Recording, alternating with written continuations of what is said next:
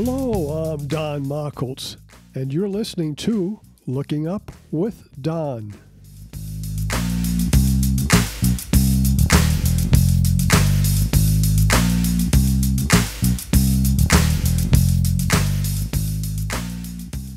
This is the Looking Up with Don podcast, episode number 88, for the week of September 8th, 2021.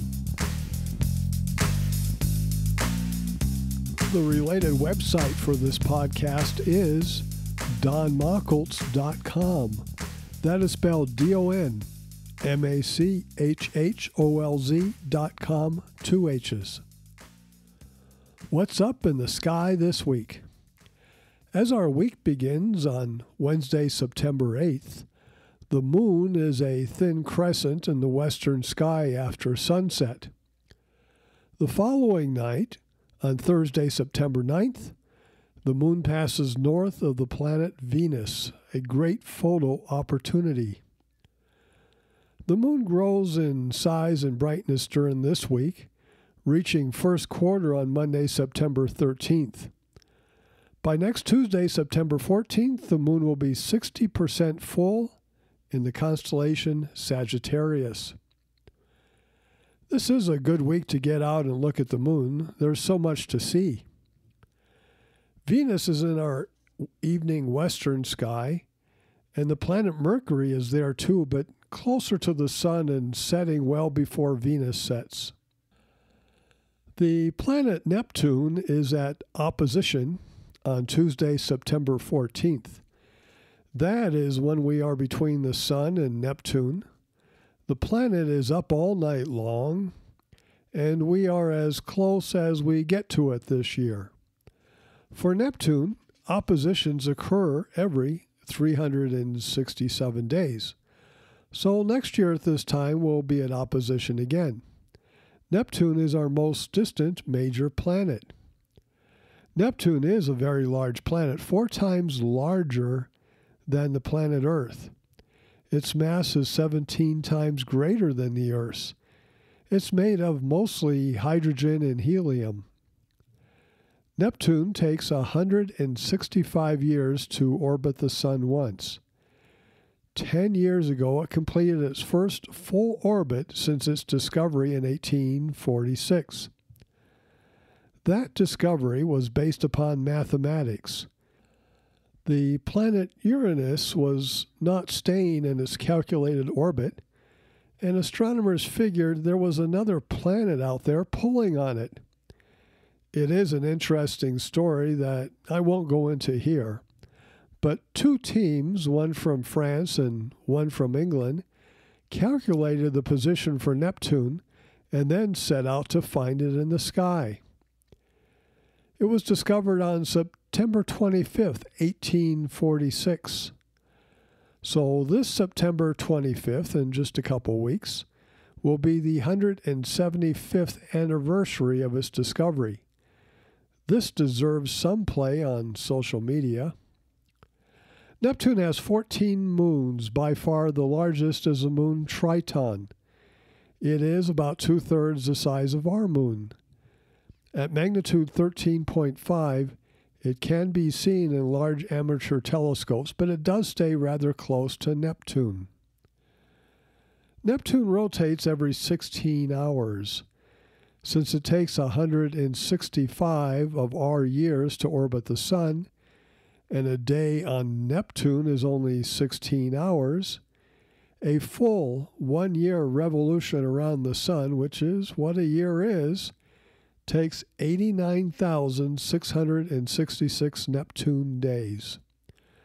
So if you lived on Neptune, you would have 89,666 days in 1 year. Nearly 9,000 days in 1 year. I wonder how many holidays they have. Probably fewer than what we have here on our Earth with 365 days. The moon is creeping into the evening sky, but this week and for the next few weeks are good times to get out and see Neptune. Our moon passes south of Neptune on September 20th, but that's the worst time to see it, as our moon will be almost full and will wash things out a bit. The location of Neptune is plotted on podcast 88, maps 1 and 2, and podcast 88, map 3 is exclusively made for Neptune. I'm giving a talk about visual comet hunting on Monday, September 13th. It is on Zoom, and you can tune in to hear and see the talk no matter where you live. The talk is for a local club in Southern California, the China Lake Astronomical Society, also known as CLAS. I will not be physically present at the meeting, but will be at my home in Arizona on Zoom. The talk lasts a bit more than an hour, and the images come by way of PowerPoint. I will discuss what is a comet, comet orbits, and then dive into comet discovery. Visual comet hunting, using a telescope, began in earnest in 1760 with Charles Messier. In discussing the history of visual comet hunting, I'll mention all comet hunters who have 7 or more visual comet discoveries. This brings us to the present time, where we seem to be nearing the end of visual comet discovery due to asteroid hunting automated programs which now find most of the comets that we used to find visually. It's been a good run of 260 years. Charles Messier was the first person to have 12 named visual discoveries, and it looks like I'll be the last with 12 named visual discoveries. And it's not just the asteroid hunting programs that find these comets. SOHO and SWAN find some too, as do amateur astronomers with CCDs and cameras. The last half of the lecture is about my comet hunting program, how I got started in it, and the comet discoveries that I've had. The talk is part of the club's monthly meeting and begins at 7:30 p.m. Pacific Daylight Time on Monday, September 13th. In Universal Time, that is 0230 Universal Time, on the morning of September 14th. To join in, go to the website for the China Lake Astronomy Society, and where it says Next Meeting, click on the word More, and it will take you to the Zoom link for this meeting. I do not give many talks about comet hunting. I go when I'm invited, and presently I'm invited a few times a year. In the near future podcast, perhaps next week or the week after, I will go more into the lectures that I have given over the last 40 years. No, it will not be boring. It is the evolution of my talks, from slides to PowerPoint, adding rock and roll music and videos for live talks. For the Zoom talks, I remove all the music as it just doesn't play as well when not in person. September is, in my opinion, one of the best months for astronomy. In the evening sky, we have the summer Milky Way, with the center of the galaxy near the central meridian. In the northern hemisphere, it gets dark sooner than in the summer, so you can get out there more than an hour earlier than you could in June or July. The nights are cooler. And in the places that I have spent years comet hunting, the Santa Cruz Mountain Range in California, in Colfax, California, and now in Arizona, September has clear skies, generally speaking. For comet hunting in the morning sky, it gets even better. With the sun moving southward and twilight coming about a minute or two later each morning, more sky than normal becomes visible in the eastern sky. And the winter Milky Way is part of that sky. So as I'm comet hunting in those star-rich fields, I see more stars than normal. When I see a lot of stars while comet hunting, the impression is that I am seeing very faint stuff. That may not be true, but it is exciting to see fields full of stars passing through the eyepiece when I'm sweeping 10 degrees off the eastern horizon. Finally, the path that the Crunz sungrazer comets take on their inward-bound path, and they all seem to be along the same path, is in the morning sky, creeping higher each morning in September. Crunz is spelled K-R-E-U-T-Z, and these comets are named after the person who, in the 1880s, determined that all of these comets were once part of a very large comet that split up a few thousand years ago. Presently, the SOHO camera that orbits around the Sun picks up many of these sungrazer comets, over 4,000 so far in the last 25 years. The brighter ones, however, are very infrequent. I know that many comet hunters like to search that area looking for a sungrazer comet. I do that too, and I've done it for decades. From last week's podcast, you still have time to see the shadow cast by Jupiter. I have been trying these early mornings, and today for the first time I did see a shadow cast by Jupiter. Last week I mentioned another project, plotting the position of Barnard's star and then checking it again in a couple of decades. You still have some time to do that one.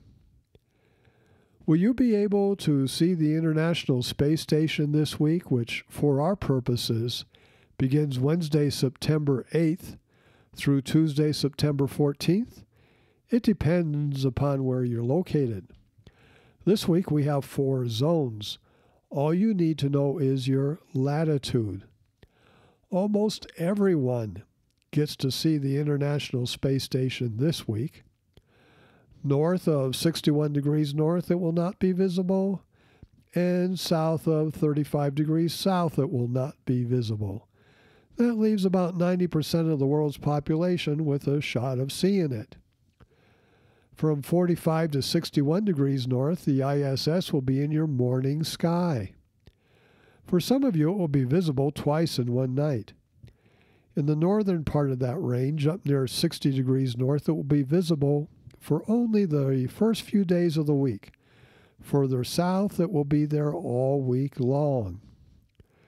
From 35 degrees south to 45 degrees north, now this is a big area, the ISS will be in your morning sky for nearly the whole week, especially for the northern region.